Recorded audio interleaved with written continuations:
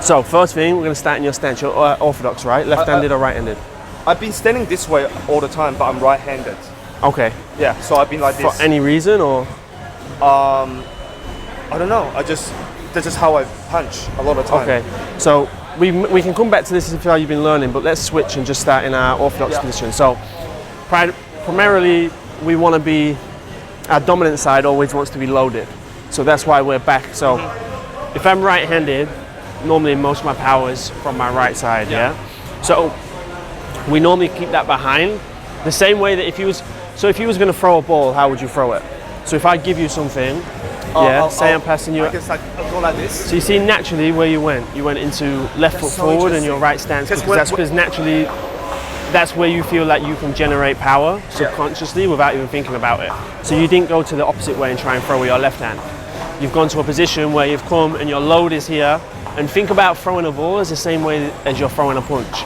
So you went into, as you ran, you go like this. Now this is no different to me being here.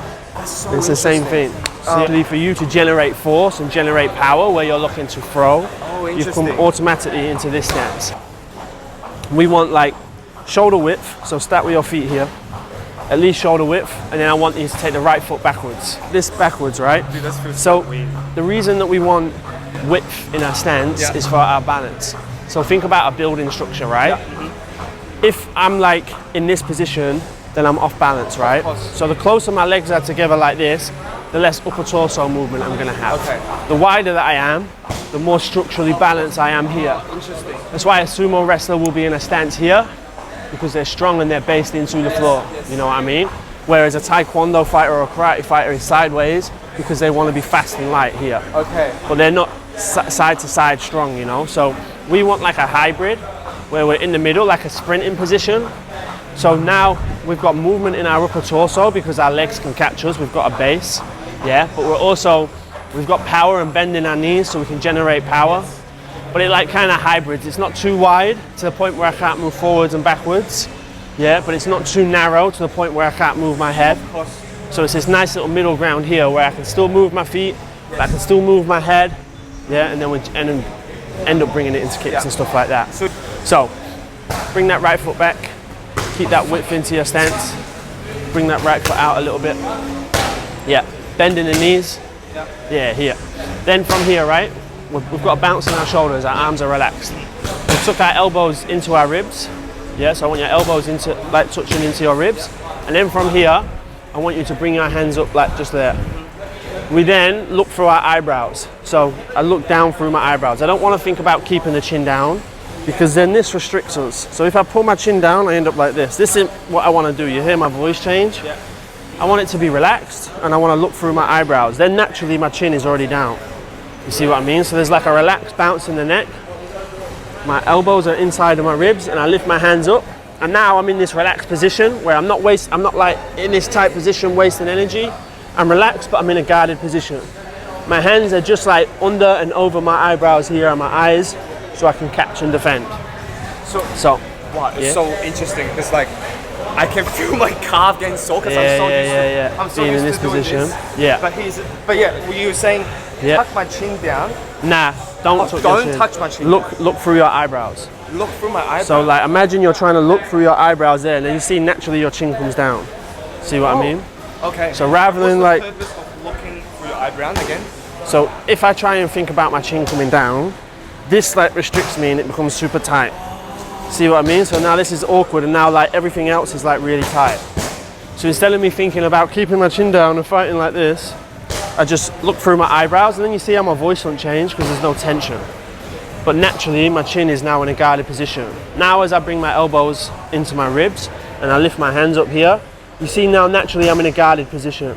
So I'm compact here, my chin is down and I'm in this spot there, Oh wow, I'm sorry, just stand up. Nah, all good. Wow, that makes a lot of sense. It's not like tuck your chin down, but it's just like just look through your eyebrows here, look. And then keep your elbows tucked in tight as much as you can. And then I want your hands either just below your eyes or just over your eyebrow and we move here. So not moving like this. I want you there in this position and we're little movements here, so cool. First thing, we're gonna focus on our jab. This is too narrow, right? There's good. That's good, yeah. Yeah, yeah. So shoulder width should be your cue. Same position. You see, like when my feet are in line, essentially with my shoulders.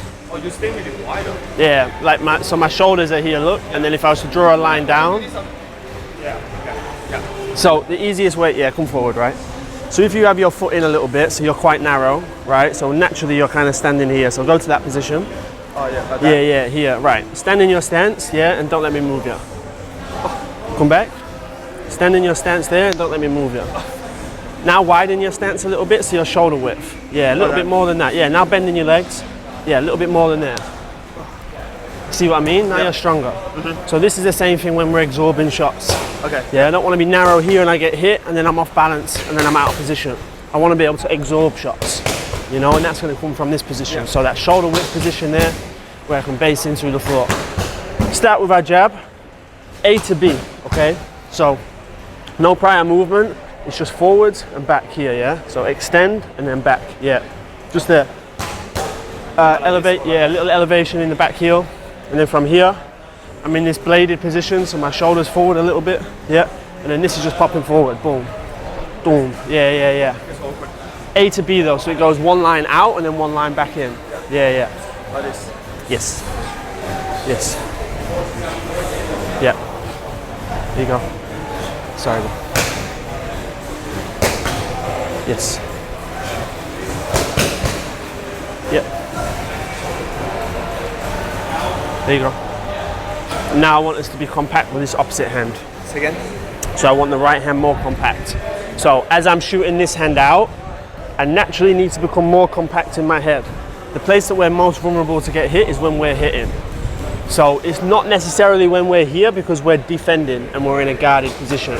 It's as I'm excelling out, it's I open up and that's where I'm most naturally likely to get countered or to get hit. So as I am extending into a jab, you see that I'm not jabbing and opening like this. I jab and I become compact. So this hand comes up and I become in a guarded position. Yeah, so naturally as I extend out, one thing goes away from home and then something comes and protects home. See what I mean? So as something leaves the house, the other one comes up tight. Boom, here, yeah? Okay, wow, interesting. Yeah, yeah, yeah, all good, all good. Yeah, go.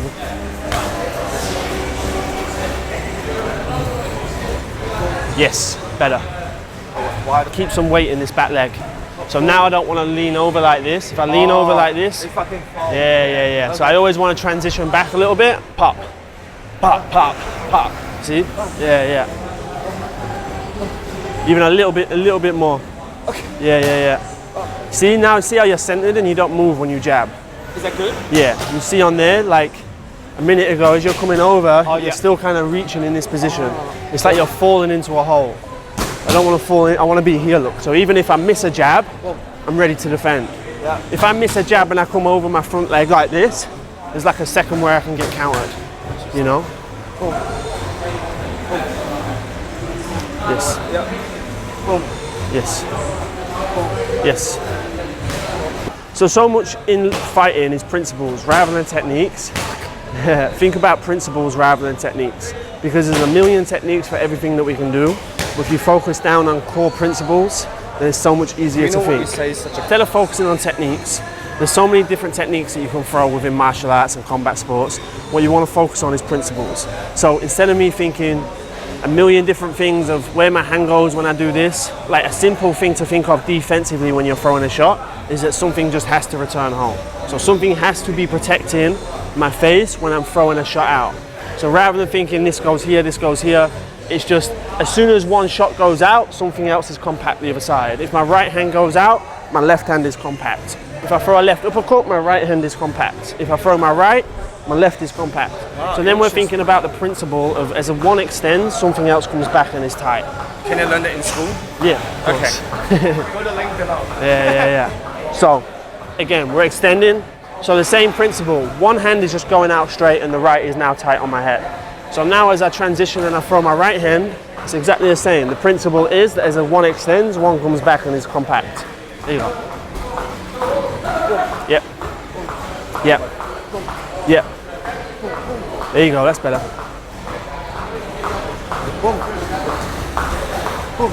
Yes. Now what I want you to focus on is pivoting your shoulders rather than thinking about punching. So instead of me thinking about punching like this, there's only so far that I'm going to extend. Okay. Instead, what I want you to think about, yes, bro, what you're saying. Instead of what I want you to think about is pulling this shoulder back. Okay. So instead of me thinking about punching like this, right, you see I'm fully extended, so this should be correct. Yeah. But realistically, if I pull this back, I get so much more range. You see, like here I extend and I can't reach.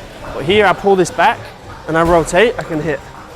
You see what I mean? And that kind of like range makes a massive difference when you're fighting. You know? It's the difference between throwing a shot and missing to being able to land. And that's what you teach also in the school community? Yeah, 100%. So think about, as I'm here and I'm throwing this right hand, I'm compact, but I'm not thinking about punching like this. Yeah? Like you this. see, I'm thinking here, like a bow and arrow. Dum, dum. Yeah. Yes. Yes. Yeah. Even more on this. There. That's it. Yeah. Yeah, there you go. Bow and arrow position. Yeah. But think more, you use your left to set your right side up. So don't worry too much about full extension in the jab. The jab is more to just touch, disorganize, break someone down. The right is the bow and arrow position, yeah, where I'm fully extended here, look. Yes, that's better. Yes. Now a slight change on that as well is I want you to sit back a little bit more again. Okay. Yeah. So the same rotation, that same full extension in that bow and arrow position, but I want you to sit a little bit of weight in your back leg as you throw the right hand. Oh. Yes. Oh. There you go, that's it. Boom, that's the one.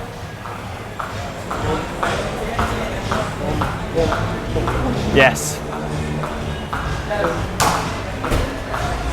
Yes. Yo, saying bro, good. Yes, a little bit more weight. It's more like, instead of this middle ground, I just want us to sit into this pocket, like 60-40. Just that's all you want. Going like fucking like this. Naturally, the way we want to punch is we want to punch with our chest and our head. That's why everything is like this. And it's like our chest and our head that we lean with, but that's not how we want to punch.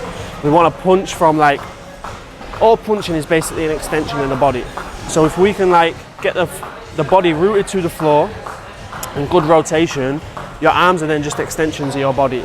So not only do you generate more power, it becomes a lot more effortless. So instead of me having all this tension and trying to punch here, I just move my body. Boom, boom, boom, boom, boom. But it's rooted into the floor, and it's good extension. Move the whole time It's just rotation of the body, and that's where you're going to generate power. Force-generated sport, so whether it's throwing or lifting or anything like that, you're rooted into the floor. A sprinting position is rooted into the floor, and you're base there, and you explode from there. Yeah, no sprinter starts with one leg up off the floor, you know, because they need to generate power from the floor. Any lifting position, there's no squat world record that's being broken on one leg, you know, it's all rooted into the floor.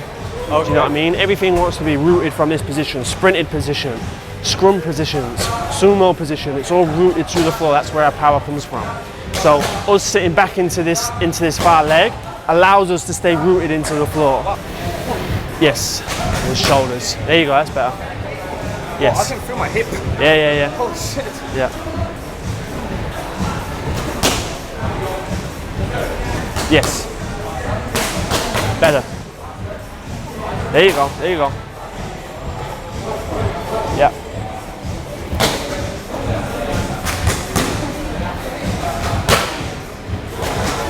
Yeah, nice.